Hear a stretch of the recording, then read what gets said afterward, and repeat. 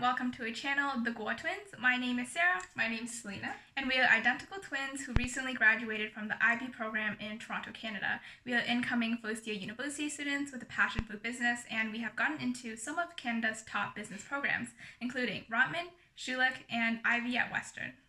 So with today's video, we'll be going over the top 5 at-home activities that you can do during quarantine, and we actually did a lot of these last year during the pandemic, but it is still happening, so you can definitely still do these. And the purpose of our channel really is to provide you with high school and university tips, some of the things that we've done and how we did them, as well as our university journey, so you can sort of follow us along with that. And with quarantine, you might as well leverage your time and learn something that you haven't learned before. So without further ado, let's get started. So the first thing you can do is publish a book, and most obviously this sets you apart from your peers because not a lot of people actually do publish a book, and I think one of the biggest reasons why is because people always think of the traditional publishing method where it takes a lot of years. You have to get someone to edit it, approve it, print it, publish it, obviously, so a long time. But a lot of people also don't know that there's also the self-publishing route, and which was what me and Selena did, and that's how we were able to publish while being in high school. So we self-published through an Amazon platform, and it's kind of like a drop shipping kind of method because once we created a book, we upload a manuscript and then they do the publishing of the book, the distributing, and they do everything. So we had total control and didn't have to take as long. So in case you guys wanted to know a little bit more about my book is called One Point in Time. I'll just flip through so you can see. For example, this is one page. And it is an anecdotal poetry book that was created in response to the rising xenophobia and discrimination towards the East Asian population during the global pandemic. So publishing a book really does look so impressive on a resume application, and even if you're talking to adults or really talking to anyone, there's not that many people publishing a book, especially a high school student, and you can actually pretty easily publish one, both the time frame that it actually takes to make one and also in the content that you choose to write about. So for example, if you are in grade 12 and you want to write about a small children's book for maybe like elementary science, you've technically done that. You consider it as like you mastered it. So you might as well write one, and it's actually pretty easy to write one. So like Sarah mentioned, my book is pretty similar in topic. Mine is titled East Asian Girls Can, and it's basically a graphically designed children's novel and picture book for kids to empower them to not succumb to cultural traditions or stereotypes that are imposed on them. And this is my book. So a second idea is to start an organization, and I know there's so many of them, and this may seem maybe as something that doesn't make you stand out on university applications or on your resume because so many people are doing them, but whether it succeeds or not, it really shows that you put in that time, the leadership, the initiative, and if you actually expand and continue to do it, you will definitely get a lot of benefits and rewards. So even if at the beginning, it's slower, or if there's a lot of competition with other people, just remain consistent in what you're doing. Make sure you know what specific goal you want to pursue and the audience you want to target. Make sure you know your mission, your organization's mission, and ultimately why you are creating this organization, because it should be for a good cause. Don't just do it because you want to look good on your applications and then just ditch it completely, and make sure that you actually are, again, doing something that you're passionate about, because it will reciprocate in the results and the effort that you put into your organization. So with me, I actually started my organization called Just Be Tutoring, which is basically just an organization that provides free one-on-one tutoring.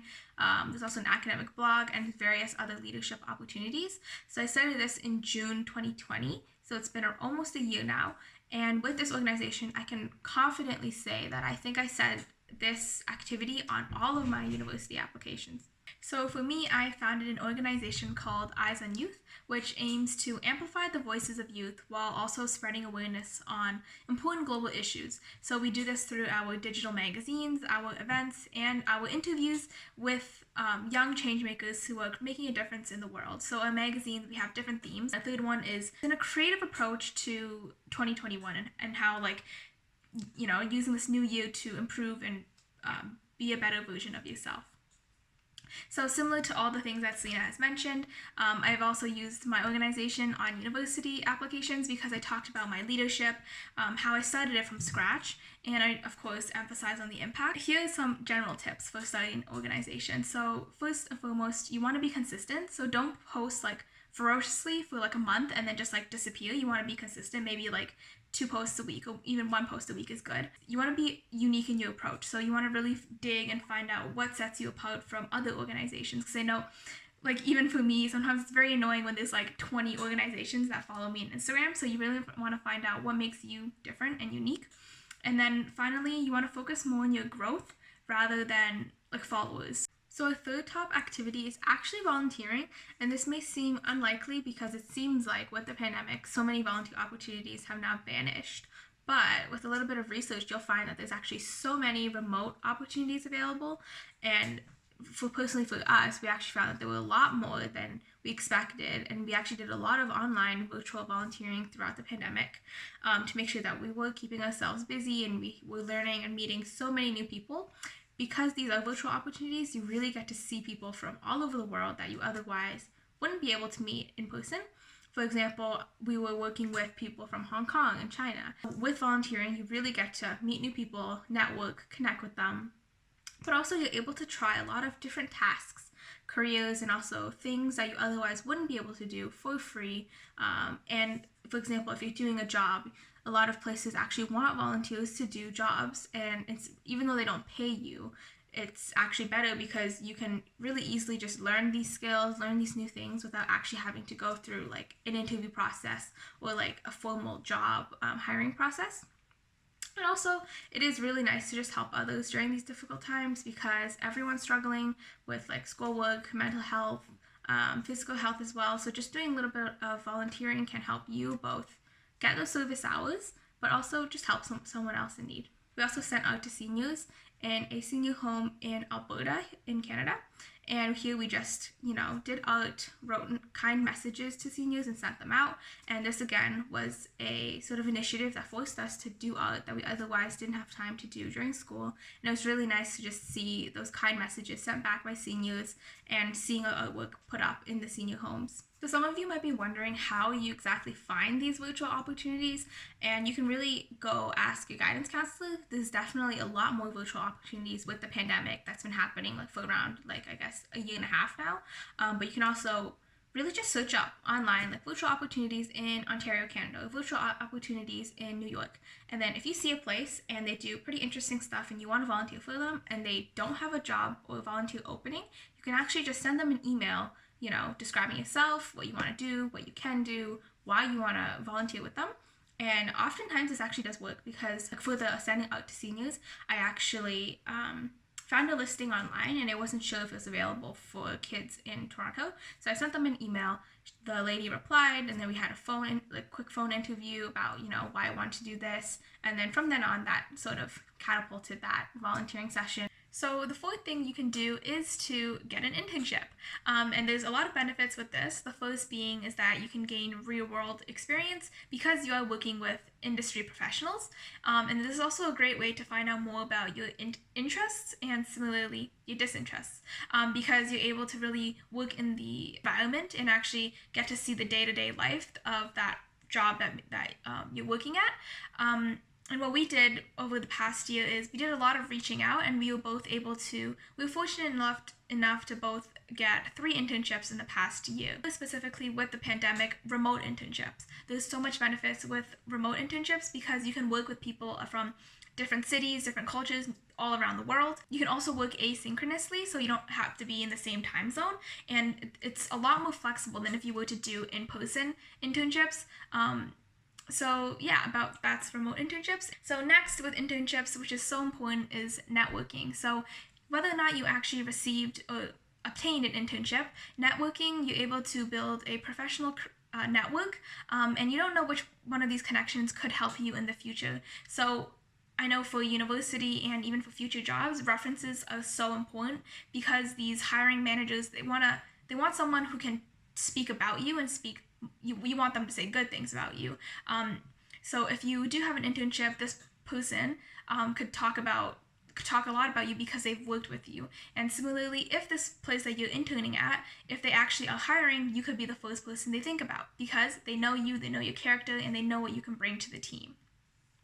And lastly, with an internship, you can, of course, build your resume. So for both of us, initially, we both had jobs as lifeguards, waiting pool attendant, piano instructors. So we had jobs, we had volunteering, and we were just missing an internship. So we wanted to really, build a resume. So one thing that I did last year was I was able to obtain a position as a digital marketing content creator at a local business called Vava Toronto, which is located in North York, Toronto. So a little bit about this was I cold emailed, reached out, got ignored. I emailed again, got ignored. And then finally, for the third time, they say, third time's a charm, I received a response and I was able to get on call with the creative director. He allowed me the flexibility to really come up with my own initiatives for them. So I was able to initiate their first ever Instagram contest. Given the pandemic, and this was something that I really emphasized on my university applications because I talked about how I worked with the creative director, how it's a local business, how I use my marketing and broadened their exposure and their reach by 10 to 20%. So I really emphasized on these factors. And I forgot to mention earlier, but Vava Toronto, if anyone doesn't know, they are a local business that aims to bring the best claw machine experience in Toronto. So essentially, they're this small, really cute store where you can come in and get this really fulfilling claw machine experience. So last and final point is outreaching, and specifically outreaching yourself. So this is very similar to what we have said before, and I technically don't know if it counts as an activity, but it is definitely something that can bring you so much success and so much opportunities. So when people used to tell us this, we really didn't take it seriously. We didn't really see the benefits of it. We didn't really know how to outreach. But in the pandemic, when we had more time on our hands, we were able to really learn about how to outreach. And we did so much outreaching that we actually reaped so much benefits but this learning to outreach and learning who to outreach to and how to do it and what times to do it best is definitely something you should consider.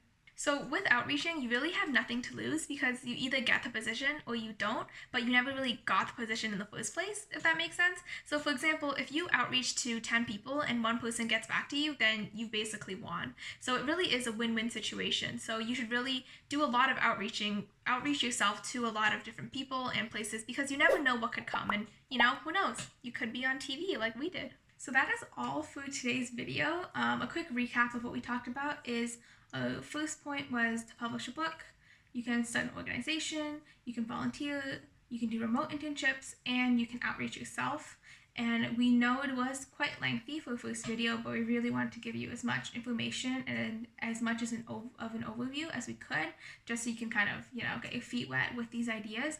And if you want to learn more about these and you want to see a video on them, comment below in the comment section and we will for sure make a video on them. Thank you so much for listening. Remember to like, comment, and subscribe to our channel. Feel free to comment down what you think we missed and what you want to know more about. And until next time, the Go Twins out.